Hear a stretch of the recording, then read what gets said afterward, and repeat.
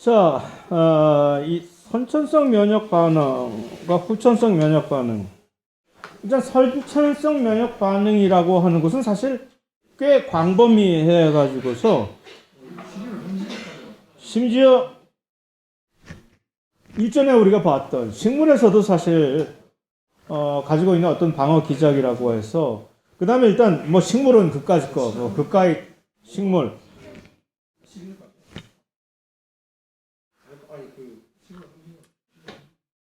동물 중에서는 보통 우리의 척추 동물들만이 면역 시스템을 가지고 있다고 얼핏 착각하기 쉬운데 심지어 우리가 하등 동물이라고 약간 치부하는 이런 무척추 동물들도 소위 말하는 선천성 면역 반응이라고 하는 이런 시스템은 가지고 있다라는 얘기입니다. 다만 이 무척추 동물에게 있어서는 이 획득 면역이 없다는 거죠.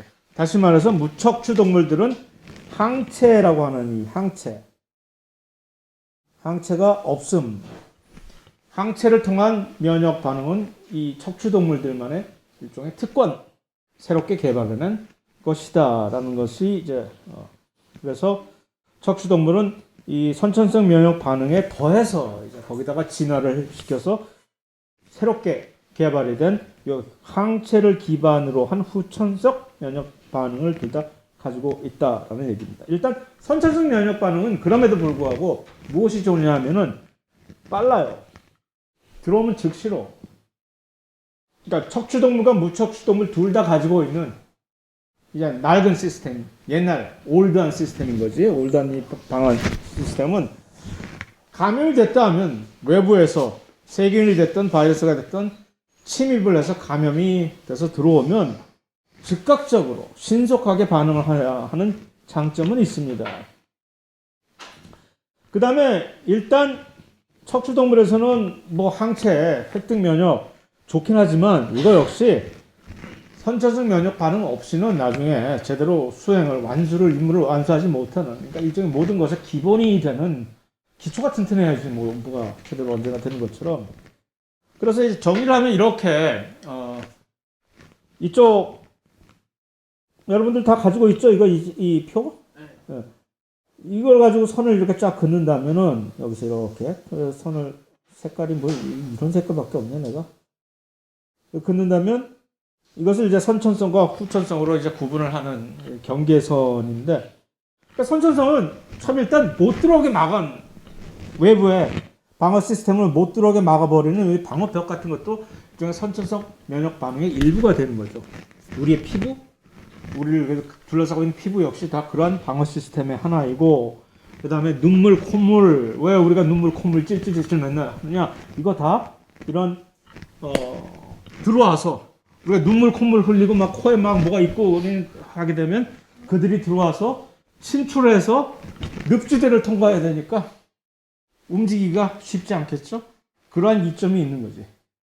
코 기관지를 할 때 그 코와 기관지에 끈끈한 점막, 우리는 그것을 가래라고 얘기하지만 그런 끈끈한 점막이 없다면 세균과 바이러스들이 훨씬 쉽게 우리의 중심부로 침투를 할 수 있는 데 반해서 그러한 점막들이 이거를 다 막아주고, 그 다음에 눈물, 우리의 눈물 안에는 라이소자임이라고 하는 세균의 세포 병만을 특이적으로 분해시키는 그런 효소가 눈물 안에 언제나 이제 분비가 되어 있는 식으로 우리의 눈물에도 모든 그런 화학적인 방어 시스템을 다 가지고 있고, 그런데 그래봤자 이들이 들어오겠다고 막 애를 쓰면 이거 못 막, 그 시간 문제예요. 뚫리는 거. 그럼 이들이 들어오면 어떻게 할 거냐? 그렇게 막 막았는데도 불구하고 벽을 치고, 그 다음에 여기다가 막 이 또랑 치고, 그 또랑에다 늪지대 깔고, 그럼에도 불구하고 이것들이 다 들어와버렸네? 그럼 어떡하지, 이제? 죽여야지. 마치 옛날에 그 공성전 하는 거하고 비슷한 거예요. 성벽을 쌓고 못 들어오게 하고, 그러니까 막 들어와서 성벽을 기어 올라고 하다가 성벽 안에 바깥쪽에는 언제나 우리가 물 쳐놓잖아. 큰 또랑 물 같은 거에서 물에 빠져 죽게. 그럼에도 불구하고 기어 올라오잖아. 그러면 그때 가서 이제 칼 빼서 이제 처리를 하잖아요. 그런 거예요. 그러면 이제 내재 방어 시스템에 여러 가지. 자, 여기서 중요한 거 한 가지. 염증 반응이라고 하는 이거 우리가 쉽게 얘기하는 염증 반응. 이게 바로 선천성 면역 반응의 일부라는 거죠. 그 다음에 자연 살해 세포라고 이런 NK 셀이라고 지금 내추럴 킬러스 아무나 갖다 죽여버리는 팡팡 쏴가지고서 침입자 바이러스, 침입자 세균 또는 침입자 바이러스에 의해서 감염돼서 좀비가 돼버린 우리 세포 이런 것들을 NK 세포들이 가서 팡팡 쏴서 죽여버리는 파괴시켜버리는 세포들. 그 다음에 방어 단백질, 뭐가 방어 단백질이냐? 인터페론이라고 들어봤어요? 많이 들어봤을 거예요. 인터페론. 항암제로도 쓰인다는 그 인터페론. 대표적인 그 방어 단백질 중에 일종입니다. 그런 것들이 전부. 그 다음에 식세포. 좀 전에 얘기했잖아요. 그 대식세포라고 하는. 식세포. 우리의 백혈구 중에 두 가지의 대표적인 식세포가 있습니다. 다른 외부의 침입자 세포들을 잡아먹으려는 세포. 대식세포. 하나는 대식세포이고. 이름 자체가 이건 잘못게 생겼네. 대식세포. 또 하나는 놀랍게도 호중구라고 하는 요 백혈구. 요 두 개가 식세포 기능을 발휘할 수 있는 백혈구들입니다. 그래서 이 둘은 외부에 들어온 침입자 바이러스 또는 세균들을 그냥 어흥하고 잡아먹어 버립니다. 꿀꺽 하고. 그래서 이런 것들이 전부 다 선천성 면역 반응의 일종이라는 얘기죠. 그러니까 선천성 면역 반응이라고 해서 뭐 그냥 전근대적인 낡은 그런 시스템이 아니라 이렇게 사실 꽤 무시무시한 효과적이고 무시무시한 방어 시스템들도 역시 다 선천적 면역 반응의 일부로서 사용을 하고 있는 거예요. 인터페론 얼마나 좋아요. 인터페론. 그 다음에 무슨 내추럴 자연 살해 세포, 그 다음에 대식 세포 같은 것들, 그 다음에 염증 반응. 이거 다 우리 몸에서 없어서는 안 되는 아주 중요한 면역 반응의 일종인데 이것들이 전부 다 선천성. 그럼 후천성 면역 반응은 뭐가 특이하길래? 자, 여기 뭐가 있어요? 항체만이 남아있잖아. 후천성 면역 반응이라는 것은 바로 이 항체. 새롭게 개발한 거예요. 항체라는 게 아주 기가 막히게 아주 효과적인 방어 물질이 되는 방어 단백질인 거지. 그런데 이 항체는 림프구만이 다룰 수가 있는 거지. 항체를 만들고 뭐 할 수 있는 것은 림프구들만이 면허를 가지고 이것들을 생산해낼 수 있기 때문에 결국 후천성 면역 반응이라고 하는 것은 백혈구들 중에서 림프구에 의해서 수행이 되며 항체를 기반으로 이것이 완수가 된다라고 정리를 할 수가 있겠죠. 자, 그 다음에 이거 림프계라고 이쪽 나오면 이건 뭘까? 이들의 전쟁통과 된 거죠. 그러니까 순환계가 있었잖아요. 순환계와 림프계가 같이 연결이 되어 있다고 얘기를 했죠. 근데 림프계의 특이한 점은 요 백혈구들의 그들의 활동 무대가 되는 것이죠. 그래서 웬만한 침입자들은 글로 유인을 해가지고 이리 들어와 홈그라운드로 끌어들여가지고 여기서 저속한 표현 써서 미안합니다. 조져버리는 거예요. 자, 뭐 그런 얘기고, 자, 그런 식으로 얘기를 했으니까 쭉 가면 됩니다. 그래서 그러한 선천성 면역 반응의 중요한 하나의 근간을 이루는 두 가지 백혈구가 하나는 대식세포, 영어로 매크로페이지라고 얘기를 합니다. 이 대식세포, 물론 호중구도 그렇지만 대식세포는 외부의 침입자들만 그런 뭐 바이러스나 세균만 그렇게 이런 식으로 잡아먹어버리는 것이 아니라 돌변해버리는 우리의 정상적인 세포 또 잡아먹어버립니다. 그러니까 일종의 세포의 인식표지 자꾸 뭐 관등성명 얘기를 자꾸 해서 그런 일종의 인식을 이제 확인을 하는 거지. 가다가 너 누구야? 라고. 그게 세포의 각 표면에 있겠지. 암세포는 근데 그 세포의 원래 정상적으로 가지고 있는 인식 그 물질이 바뀌어버리거든. 그럼 대식세포 같은 것들이 지나가다가 너 뭐 좀 낯설다. 너 누구야? 하고. 암으로 돌변해버리는 우리의 세포거든. 잡아먹어버려요. 그러니까 다시 말해서 면역력이 튼튼하다면 초기에 발생하는 그러한 암세포들도 이러한 면역세포, 백혈구들을 전부 다 해결을 해줄 수가 있다는 얘기죠. 그런데 면역력이 떨어지면 그러한 암 같은 것들도 조기에 우리 몸 안에서 발견을 해서 해결해 줄 수 있는 능력 역시 떨어져 버린다는 그런 약간 겁나는 얘기가 되는 것이죠. 자, 그리고 이거 좀 실제 현미경 사진인데 이 개식세포가 이 불쌍한 대장균들, 루시안의 세균들을 이제 쫙쫙쫙 잡아서 끌고 가서 이제 곧 먹기 직전에 쭉 끌어당겨갖고 안으로 집어넣어서 먹어버리려고 하는 사진입니다.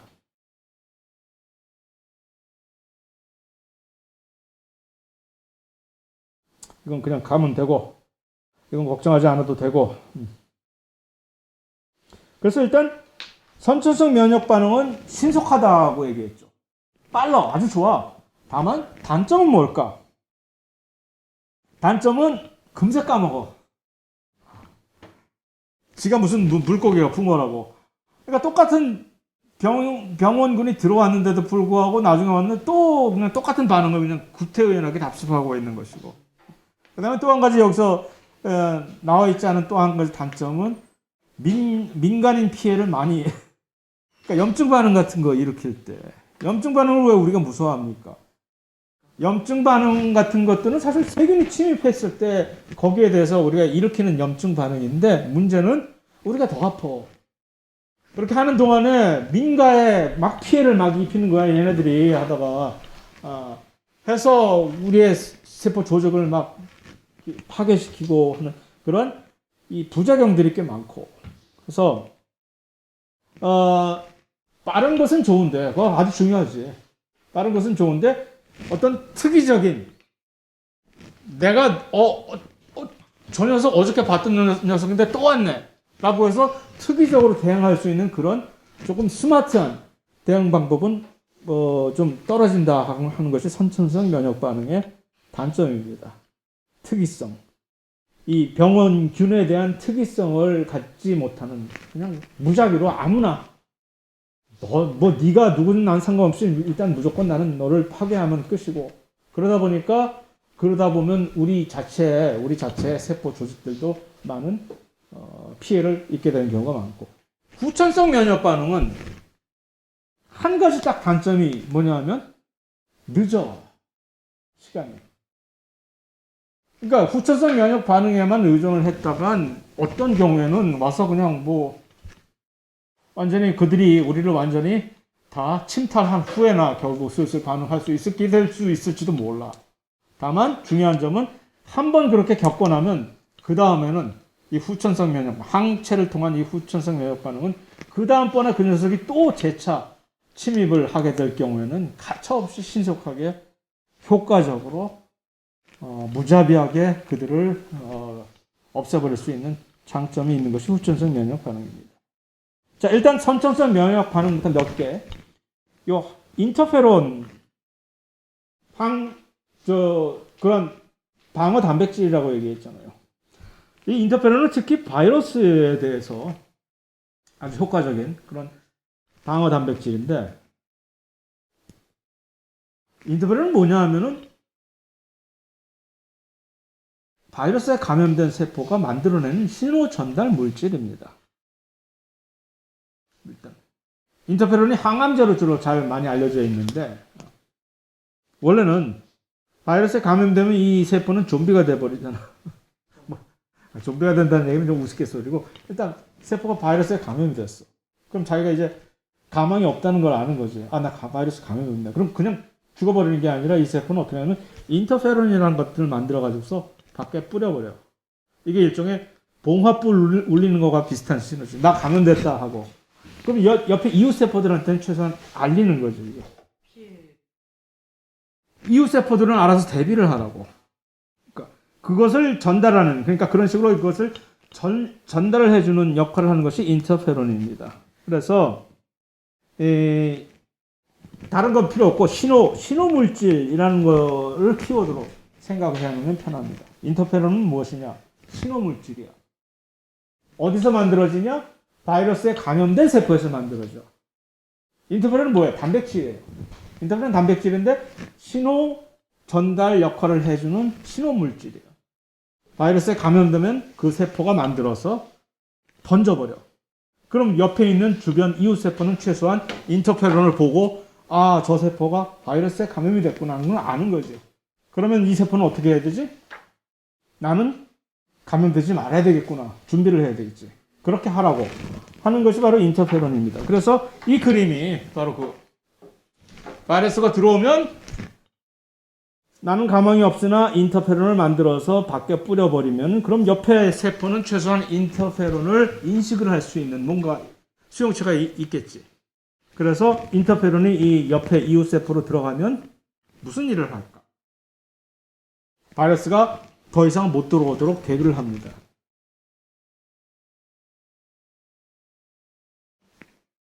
어떻게 대비를 하면 좋을까?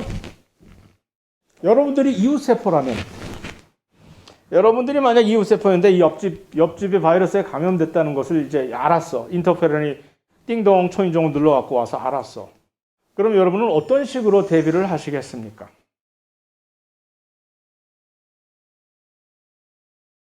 응? 받아서. 그럼 결국 바이러스는 들어오려고 하는 시간 문제일 거 아니야. 바이러스는 들어올 거 아니야. 어떻게? 칼 들고 싸워? 바이러스 싸워? 뭐 어떻게 해야 될 거 아니야. Do something을 해야 되잖아. 어떻게 하는 것이 현명할까? 이것입니다. 이거.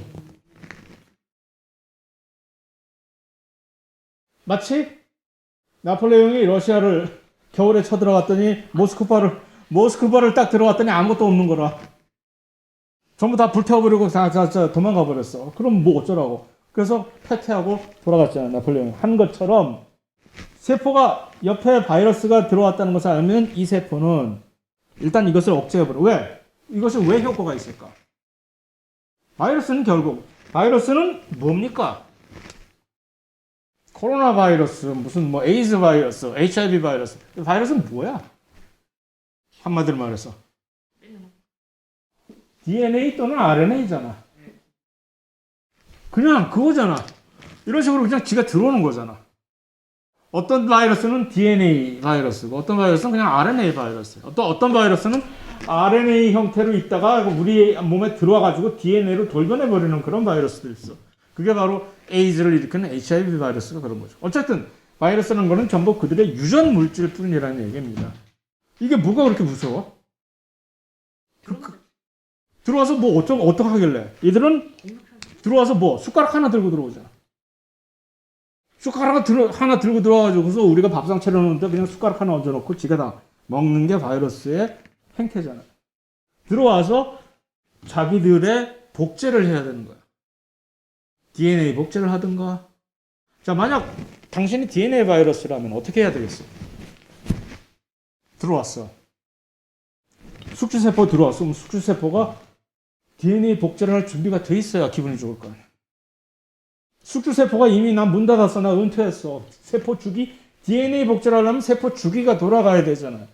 세포 주기가 활성화돼 있지 않은 이미 은퇴한 세포, 분화된 세포는 뭐 어쩔 거야, 바이러스가.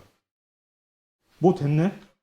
기껏해 어렵게 들어왔더니 얘는 그냥 은퇴했대. 더 이상 DNA 복제 안 한대. 그러면 이 바이러스 DNA 복제 못 할 거 아니야, 지금. 그럼 얘는 어떻게 할까? 그래서 많은 DNA, 바이러스들이 암을 유발시키는 이유가 되는 것이 바이러스에서 암이 유발되잖아. 들어와서 속여요. 이 바이러스들은 우리 몸 안에 들어와가지고서 이미 은퇴한 세포야. 세포가 이미 세포 주기 안 돌아가. 아유, 옛날 어릴 적에나 하는데 그런 거 이제 요즘 남사스러워서 어떻게 해. 하고 점잖게 살고 있는 여기에 들어와가지고서는 갑자기 이 세포를 속여가지고 네가 지금 이러고 있을 때가 아니야. 빨리 세포 분열을 해야지. DNA 복제해야지. 라고 속이는 능력을 가지고 있는 것들이 DNA 바이러스들입니다. 그래야 자기가 살아남잖아. 그래야 자기들이 숙주세포 들어와서 그 숙주세포가 멍청하게 그런가? 내가 정말 DNA 바이러스 복제해야 되나? 하고 하는 과정에서 바이러스가 땡큐 하면서 지가 뺏어갈 거 아니야. 그러니까 바이러스가 그런 식으로 할 수 있는 RNA 바이러스는 어떨까? DNA 복제는 할 필요 없지만 이 RNA 바이러스는 역시 세포질에서 이 단백질 합성 같은 것이 막 활발하게 일어나야 되잖아요. 결국 세포 분열과 대사작용을 바이러스들은 들어오면 촉진시키게끔 되어 있어요. 그러다 보니까 얘네들이 어떻게 잘못하면 세포에 암을 유발시키게 되는 경우가 빈번하게 되는 거지. 그러면 인터페론은 뭘 차단해? 이거를 차단해버립니다.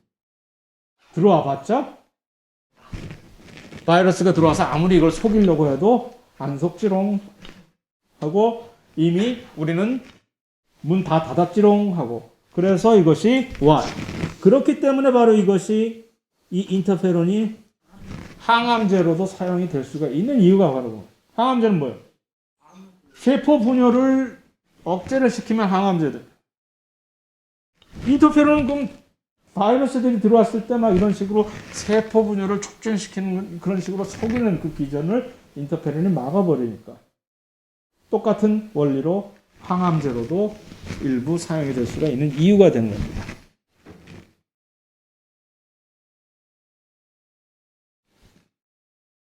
그래서 이런 것들이 일종의 인터페론을 통해 가지고서 바이러스에 의한 방어 기전을 전달할 수 있는 것입니다. 자, 또 한 가지 선천성 면역 반응의 또 한 가지 중요한 근간인 염증 반응을 한번 살펴봅시다. 인터페론에 의한 이 선천성 면역 반응은 주로 바이러스에 대비한 그런 반응이라면 이 염증 반응은 주로 세균의 침입에 대비한 그러한 대비가 아니라 대응을 하는 반응입니다. 일단 세균이 침입을 하면은 일단 뭐 상처가 난다든가 주로 이제 세균이 침입하잖아요. 그랬을 때 자, 그러면 주변에 보통 웬만한 백혈구들은 림프계 혈관이나 혈액이나 림프계 안에 들어가 있어요, 보통. 그런데 그러지 않고 백혈구임에도 불구하고 마치 자기네들이 무슨 국정원 요원들처럼 여기저기에 숨어가지고서 첩보 활동을 벌이는 그런 백혈구들이 있습니다. 이들을 뭐라고 하냐면 비만세포라고 합니다. 백혈구의 일종이에요. 비만세포라고. 근데 이들은 우리의 일반 조직 사이에 들어가 있어요. 조직 세포들 사이에. 왜? 그런 식으로 해서 세균이 감염될 때 얘네들이 그것을 빨리 알아채게 하기 위해서. 세균들이 곧바로 직접 혈액이나 무슨 그런 데로 침투하는 경우보다 상처가 났을 때 이렇게 침투하는 경우도 많잖아요. 그럼 비만세포는 그것을 감지하고서 세포 조직에서 세균들이 들어오는 것을 감지하고 어떻게 하느냐, 그 다음에. 뭔가 알려야 될 거 아니야. 어떤 식으로 알릴까? 신호를 어떤 식으로 알릴까? 인터페론은 뭐였죠? 신호 전달을 하는 단백질이었잖아. 하는 식으로 뭔가 화학물질로 신호를 알리는 거야. 그래서 비만세포가 사용을 하는 그런 신호 전달용으로 쓰이는 화학물질은 뭐라고 하느냐? 이게 히스타민. 그래서 이 비만세포들은 히스타민을 방출을 할 수 있는 능력을 가지고 있다는 얘기죠. 그래서 세균이 들어왔어? 그럼 히스타민 쫙 뿌려버리는 거지. 그럼 그 히스타민은 누가 접수를 할까? 혈관 안에 있는 백혈구들이 그거를 접수를 하는 거죠. 히스타민을 보고 세균이 들어왔구나 하고. 그래서 히스타민이 뿌려지는 곳으로 이동 이 백혈구들이. 왜? 가서 세균 잡아먹어야지. 세균 파괴해야지. 자, 그 이동하는 과정에서 어떻게 해야 될까? 이 백혈구들은 주로 혈액 안에 지금 들어있단 말이에요. 얘네들이 그 세포 조직 안으로 신속하게 이동을 하려면 어떻게 해야 될까? 일종의 운하야, 여기, 운하. 운하의 속도를 빨리 늘려야지. 그럼 혈류라고 하는 혈액이 흐르는 속도가 좀 빨라져야 되겠지. 이 혈액이 흐르는 속도가 빨라지게 하기 위해서는 어떻게 해야 될까? 도로가 1차선 도로일 때는 차가 잘 못 다닐 거 아니야. 4차선 도로로 만들면은 차가 훨씬 더 원활하게 가지. 그러니까 갑자기 혈류를 늘리게 하기 위해서는 순간적으로 이 혈관이 어떻게 돼야 돼? 확장이 되는 겁니다. 혈관이 확장이 되면 어떻게 돼? 혈관은 보일러요. 혈관은 보일러라고. 근데 그 보일러가 확장이 되면 어떻게 돼? 열이 나는 거지, 우리한테. 갑자기 혈액이 흐르고 있는데 그 혈액이 확장이 돼가지고 거기에 혈류가 훨씬 더 많은 양의 혈액이 훨씬 큰 관을 통해서 이렇게 흐르는 일부 국수적으로 그렇기 때문에 그러면 거기에서 열이 나는 겁니다, 우리한테. 발열. 염증 반응의 대표적인 증상이 뭐야? 열나잖아.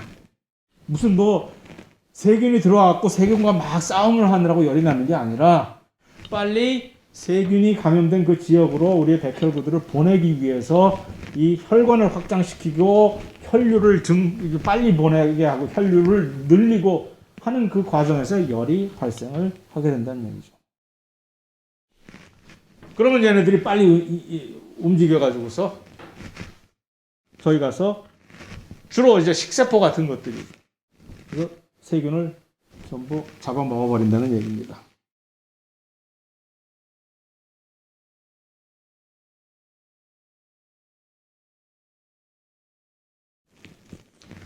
자, 그 다음에 붓잖아. 염증 반응 같은 거지 붓잖아. 통증 같은 게. 그럼 이제 그거는 감염 부위에서 백혈구들이 가가지고서 거기서 막 잡아먹고 하는 그러한 과정에서 이러한 부작용들이 있는 것이고, 그 다음에 통증이 있는 이유는 그 주위에 있는 신경 세포들 중에서 그런 통증을 느끼는 그 통각 수용체들이 자극이 되어서 통증이 일어나요. 그래서 열나고 막 붓고 아프고 하는 것들이 전부 다 그러한 과정 때문에 일어나는 것입니다. 특히 이제 이게 사이토카인 폭풍이라는 얘기 우리 코로나 후유증에서도 많이 봤었어요. 시토카인이라고. 이 시토카인이라고 하는 것이 일종의 신호 전달 물질입니다. 백혈구들이 이 염증 반응을 훨씬 더 원활하게 빨리 스피드업 시킬 때 방출을 하는 그런 물질인데 얘네들이 갑자기 훨씬 과도하게 방출이 됐을 때는 이 염증 반응의 이 정도가 훨씬 과도하게 그래서 이 열 자체가 너무 엄청나게 과도한 고열이 나고 어떤 경우에는 조직 손상도 훨씬 더 심각하게 일어나고 그래서 코로나 부작용 같은 것도 일종의 이런 유의 과도한 염증 반응의 일환으로 많이 일어나는 경우가 많습니다. 그래서 우리 면역 반응은 항상 이런 식으로 특히 선천적 면역 반응이 이런 식으로 부작용을 일으켜서 오히려 이 세균 또는 바이러스의 감염보다는 훨씬 더 우리에게 해를 많이 끼치는 경우로 있게 된다. 그런 얘기죠. 그러고 나서 이제 상황이 다 정리가 되면 어떤 경우에는 고름까지 나오는 경우가 있잖아요. 요즘은 이제 약도 좋은 게 많고 항생제도 좋은 게 많아서 고름 감염된 다음에 고름까지 나오는 노란 고름 나오는 그런 경우는 드물지만 옛날에는 유아들 감염되고 나서 염증 심하게 났고 나서는 요 부었던 부분이 노랗게 고름이 나는 경우가 많았거든요. 그 고름이 뭐냐 하면은 결국 이런 식으로 시체들인 거예요. 그렇게 큰 전쟁을 한번 치고 나서 백혈구들과 그 세균들과 그들의 또 주변에서 지나가던 그러니까 아무 죄 없는 조직 세포들 역시 상처를 입고 그런 것들이 전부 파괴된 그런 액체가 전부 우리가 얘기하는 고름이라는 얘기입니다. 하나도 사실 더러울 게 없다는 얘기지 고름. 더러운 고름. 뭐가 더러워? 이미 다 상황 정리 다 끝난 상태 잔해들인데. 결핵균은 식세포적인 저항력을 가진 이거는 괜히 쓸데없이 지금 얘가 복잡하게 만들고 싶지 않으니까 넘어가고. 그 얘기는 결국 식세포가 만능이 아니라는 사실 얘기죠. 식세포가 세균들을 이렇게 잡아먹어버려서 다 끝나는 줄 알았더니 그거를 견뎌내가지고 그걸 또 역용하는 그런 세균도 있다라는 얘기입니다. 대표적인 그런 균이 결핵균. 그래서 결핵균은 참 처리하기가 매우 고약한 균인데 그 다음에 이제 폐혈증 쇼크라고 하는 거는 이게 이 염증 반응 자체가, 염증 반응은 주로 일반적으로 감염 부위를 중심으로 해서 국지적으로 일어나는 거거든. 국지적으로, 열도 그러니까 국지적으로 일어나고, 그런데 어쩌다 잘못해가지고서 이 염증 반응이 몸 전체에 걸쳐서 광범위하게 일어나 버리면 이거는 응급실 실려가야 되는 상황이다. 왜? 왜 그럴까? 열이, 그러니까 혈관 확장에 의한 혈류가 아주 좁은 구역에서 발생하는 게 아니라 전 몸에 걸쳐서 이 혈관이 다 확장이 되어버리는 거거든? 그럼 가장 큰 문제가 뭘까?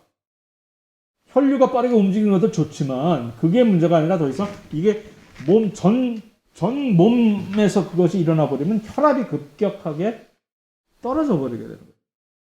심장은 똑같이 뛰는데 갑자기 이게 이만큼 넓어진 거야. 그러면 혈압이 확 떨어져 버리는 거죠.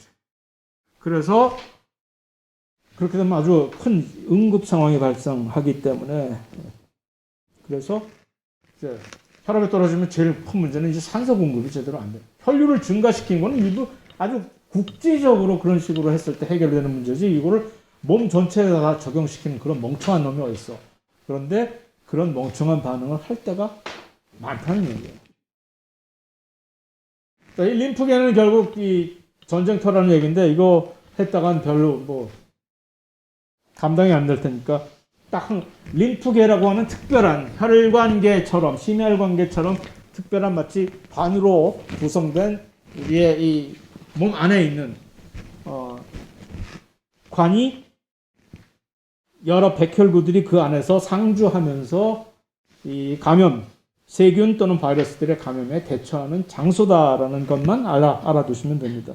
림프계가 있다라는 거.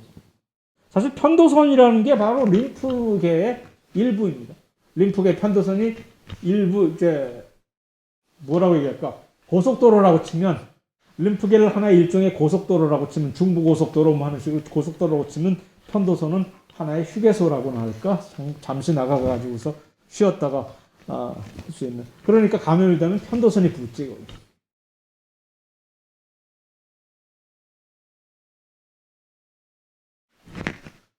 후천성 면역 반응을 시간이 얼마 많지 않으니까 크게 많이 커버할 수 있는 양은 아니나, 일단은 여러분이 한번 쭉 읽어보시고, 보시는데, 중요한 점은 뭐냐면, 항체라는 것을, 항체는 왜 뭐가 그렇게 좋으냐?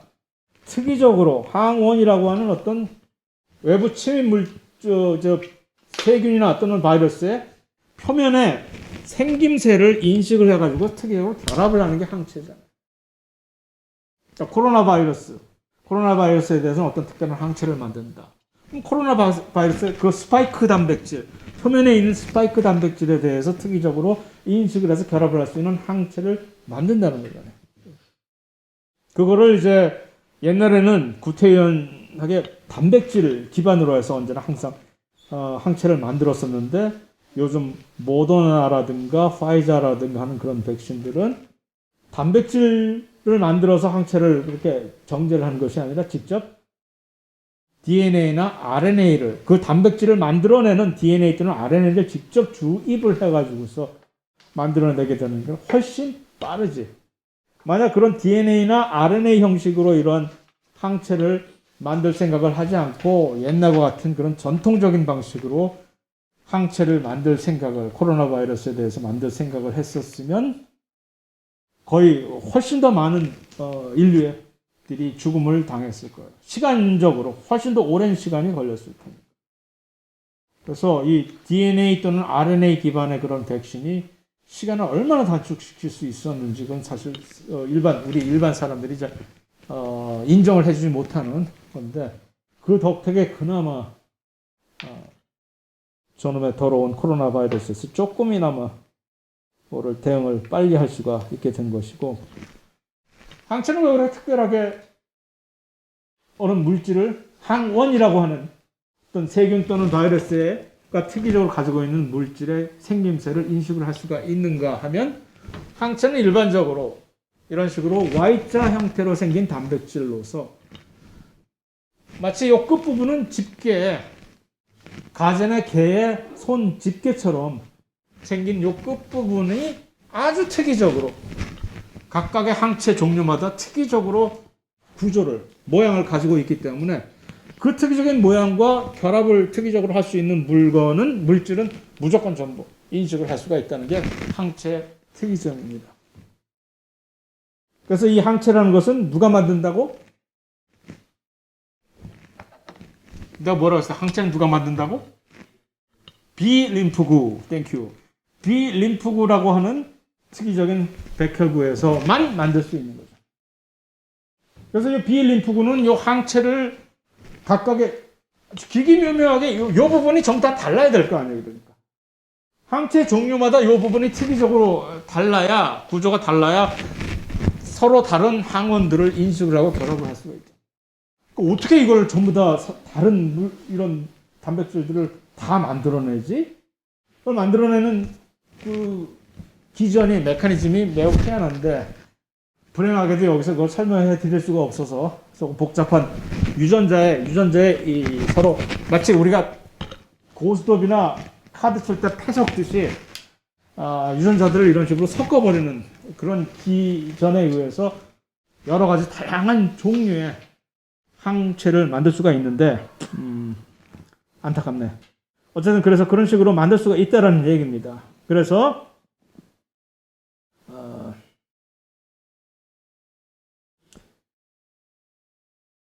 그런 항체가 문제는 어떻게 해서 기억을 하느냐라는 얘기죠. 한번 결합을 했던 항체는, 항원과 결합했던 항체가 어떻게 다음번에 또 똑같은 병용균이 들어오면 그것을 알고, 그러니까 우리가 이것을 이 백신을 맞는 이유가, 백신이 작용을 하는 이유가 바로 그것 때문이잖아요. 그 기전은 이렇게 되는 거죠. 이 개체 선택이라고 하는 기전에 의해서 쉽게 설명하면 이렇게 되는 겁니다. 자, 우리 몸 안에는 비림프구가 이 그림에서 보듯이 각각의 표면에 서로 다른 종류의 항체를 만들어주는 다양한 종류의 비림프구들이 원래 존재를 합니다. 준비를 하고 있어. 예비군처럼, 상비군처럼 이렇게 다 준비를 하고 있어요. 그러다가 갑자기 특이적으로 요 특수한 타입의 항체와 결합을 할 수 있는 항원이 들어오면 이 친구만 선택이 되어버리는 거죠. 그래서 이 친구가 특별하게 이 친구를 키워줘가지고 이 친구가 이 특별한 종류의 비림프구가, 특별한 종류의 항체를 만들어내는 비림프구가 계속해서 증식을 하게 되는 겁니다. 갑자기 이러한 종류를, 요 특별한 항원을, 코로나 바이러스의 무슨 스파이크 단백질을 인식을 할 수 있는 그런 항체만이 엄청나게 증식이 되어버리는 거죠. 순간적으로. 그건 좋은데, 나중에 또 한 번 들어오면 어떻게 기억을 하느냐라는 문제죠. 이건 아주 순간적인, 일시적인 현상이죠. 그렇게 해서 항체를 막 만드는 과정에서 일부 예비군을 따로 떼어내가지고서 기억세포로 남겨놓게 돼. 기억세포. 그러니까 한번 그런 식으로, 이 특이적인 항원과 결합을 할 수 있는 이런 항체가 증식이 되면 똑같은 종류의 항체가 항체를 만들어내는 그러한 작업에만 전념하는 것이 아니라 중간에 잠시 예비비로, 그러니까 기억해도 하고 기억세포라는 것을 남겨두는 거예요. 그래서 혹시 만에 하나 저 녀석이 또 들어왔을 경우에는 이 과정을 거치지도 않고 그 다음번에는 훨씬 빠른 속도로 그 특이적인 항원에 대응을 할 수 있게끔 하는 그런 메커니즘을 우리는 가지고 있다는 얘기입니다.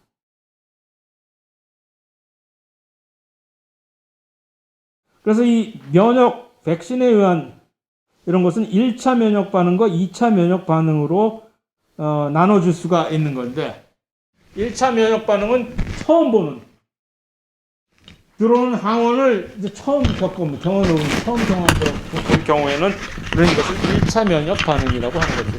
처음엔 좀 시간이 걸리는 거지. 항체를 만드는 동안에. 그러다가 기억세포가 있으니까 두 번째 만약 감염이 되면 2차 면역 반응 때는 시간도 훨씬 빠를 뿐 아니라 이 반응의 정도도 훨씬 증폭이 돼가지고서 그래서 이제 국물도 없다라는 얘기를 제가 우스갯소리처럼 하는 이유가 전혀 게임이 되지 않는 많은 경우에. 그래서 두 번째 새롭게 그래서 우리가 백신을 맞는 이유는 요 1차 면역 반응을 시뮬레이션을 하는 거지. 1차 면역 반응을 다치지 않게 연습, 훈련처럼 시뮬레이션을 해놓고 있다가 실제 상황은 일단 우리가 2차 면역 반응에 대응을 하게 되는 거죠. 그러니까 실제로 우리가 감염이 됐을 때, 세균 또는 바이러스 감염이 됐을 때 신속하게 반응을 할 수 있게끔 해주는 것이 바로 백신의 원리다라는 얘기입니다. 그래서